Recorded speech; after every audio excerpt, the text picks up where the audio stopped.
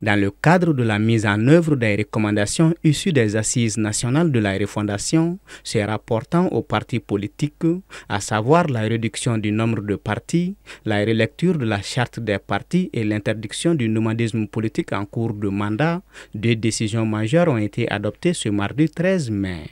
La première concerne la promulgation de la loi abrogeant la charte des partis politiques ainsi que celle abrogeant le statut de l'opposition politique. Une décision qui laisse les mains libres au gouvernement pour élaborer une nouvelle charte des partis politiques. La loi qui abroge la charte des partis politiques, comme elle est abrogée, je ne vais pas citer les références. Alors, cette loi déjà annonce la suite du processus. C'est-à-dire qu'elle dit qu'une loi déterminera les conditions de formation et d'exercice des partis politiques conformément à la Constitution. Et ceci peut bien se comprendre.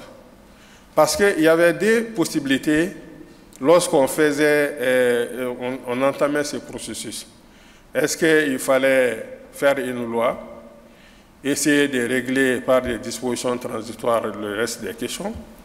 Est-ce qu'il fallait trouver une solution qui clarifie les options à suivre pour pouvoir directement élaborer une nouvelle loi? Nous sommes dans ça.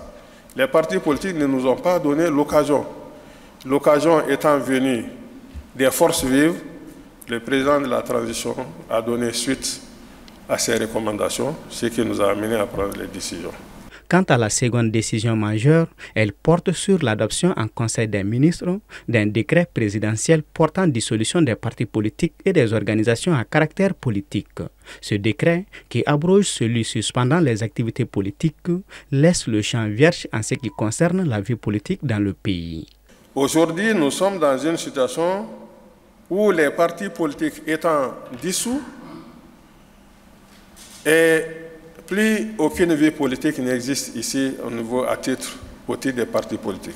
Et les organisations qui se réclamaient d'un caractère politique, qui était d'ailleurs une anomalie, donc ne peuvent plus mener d'activité politique. Pour nous, ce décret est important parce que ça nous permet d'assainir la situation qui était en train de prendre des proportions inquiétantes, alors que rien ne le justifie. Selon lui, l'élaboration d'une nouvelle charte des partis politiques sera donc un processus participatif incluant toute personnalité, même celles ayant perdu leur qualité d'homme politique, sans intervenir sous la bannière d'un parti politique.